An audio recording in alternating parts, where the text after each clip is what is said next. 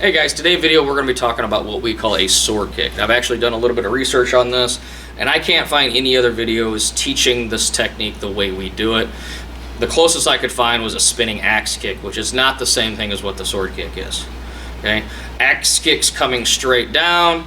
Your spinning wheel kick or spinning hook kick are coming across sideways, where the sword kick is cutting down at that 45-degree angle. So it's a unique technique that I didn't think was anything new, but apparently this is a brand new technique that no one else has discovered, and I've been doing it for the last 30 years. So, but let's just go ahead and get into it. So if I'm doing a lead leg sword kick, I'm picking it up and slicing it down on that 45 angle.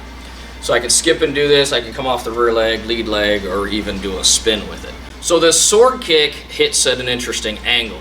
It's very difficult to block naturally, because if you're coming up for this, the structure and alignment of doing an outer forearm block or blocking it in some fashion here or even covering here, it hits at a weak angle. It coming down on that 45, if you were to bring your hand up, it would blow through the block. But talking about the angles of defense. So I'm strong coming 90 here, and I'm strong and coming 90 here, and that sword kick cuts right through that weak point. To warm up your sword kicks, start by working on your crescent motions, getting that leg to swing in, as well as the outer crescents where that back leg comes through, and get that motion just to get the back of your legs warmed up. When I'm coming through with a sword kick, it starts off like that crescent motion coming off the back leg, but then I slice it across coming down at that angle. One of my favorite ways to throw the sword kick is generally with a skip. I can also do a lead leg jump. Both of those I will do. Or the third option that I use it is on the spin. You can do the rear leg sword kick, but very rarely do I actually use it. Generally I'm using it as a skip or the spin. So that's pretty much what we're going to focus on today. So coming in with the skip, again, I want that back foot to move forward first. So I'm bringing a back leg up. I'm bringing this up like an axe kick, but I'm rolling the hip over to get a little bit more reach with it. So this is an instance where if I start my skip axe or my skip crescent and my opponent backs up a little bit, I can roll that hip over and stretch it out and just get a little bit more reach. If I really need to reach for it, I can roll the hip all the way over, pivoting out the base foot, and turn it into more of a hook kick motion. But on the sword kick, my base foot only pivots halfway.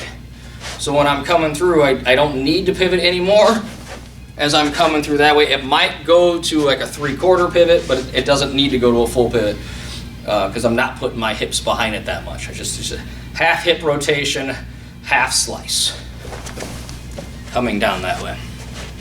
When people first start learning a spinning hook kick, you will probably see them accidentally throwing the spinning sword kick. And they're just not getting the hip rotation, and more than likely what's happening is they're pivoting their base foot as they turn. So as they come around, instead of sitting backwards to the motion on the hook kick, they're turning forwards, and that's slicing it downwards. Well, that is basically what the spinning sword kick is. Now, on the spinning sword kick, just like your axe kick, I am throwing the foot down. I'm not just letting the momentum take the spin. I'm here and I drive that heel down right at that last second, just to add a little bit more power to it. Okay? So again, the spinning sword kick is up and driving downwards at that 45. And again, we're hitting at a tighter range than what the spinning hook kick would be. So just a little bit different technique for you guys. So one of the main points on the sword kick, especially if I'm spinning, on any spin kick really, is when I turn, I'm spinning on the balls of the foot. So lift that heel and spin on your toes. One of the big habits on a spinning kick is people start with, they lift their heel and spin on their toes, and they finish by lifting their toes and finishing on the heel. So there's really really difficult to spin if you don't pivot properly. So when you turn, lift the weight up, get it off of your heel, and let that weight carry through and stay on your toes the whole time. If you can get into the habit of doing that, that's going to make your spin kick so much easier. Spinning hook, just like any other spin kick. Okay? I turn, I spot the target, transfer the weight, bring that foot up and through. But what I'm doing is I'm picking up my heel and doing a half of a pivot. And I'm landing almost in a reverse front stance.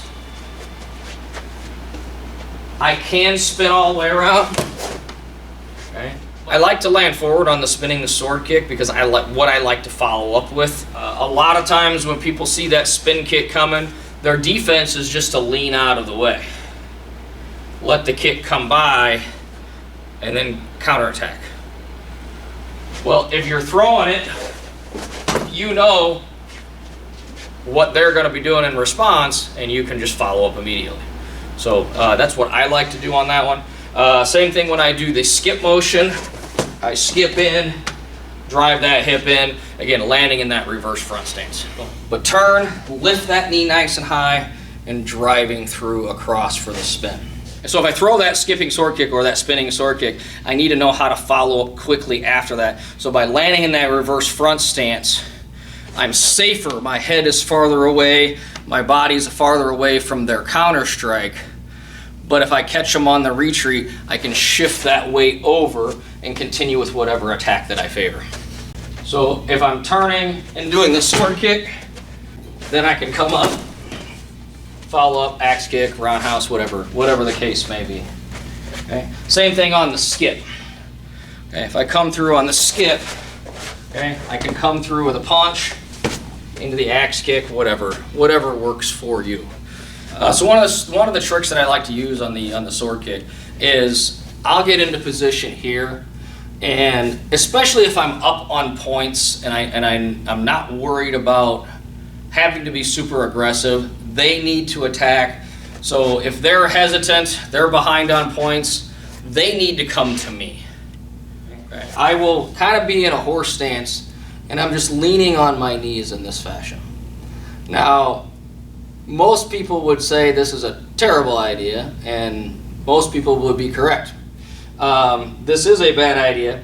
However, the purpose of this for me isn't really to rest, it's to sucker them. Obviously, when you see someone bent over in this position, you know that they're ripe for attack and they're completely open.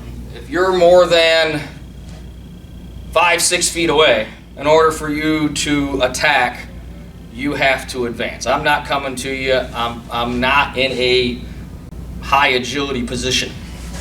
Okay? But what I am going to do is I'm going to launch. So from here, I'm already in horse stance. My legs are already pressed. I don't need to bend my knees. They're already bent. And launch into that sword kick. From a side position, coming across that way.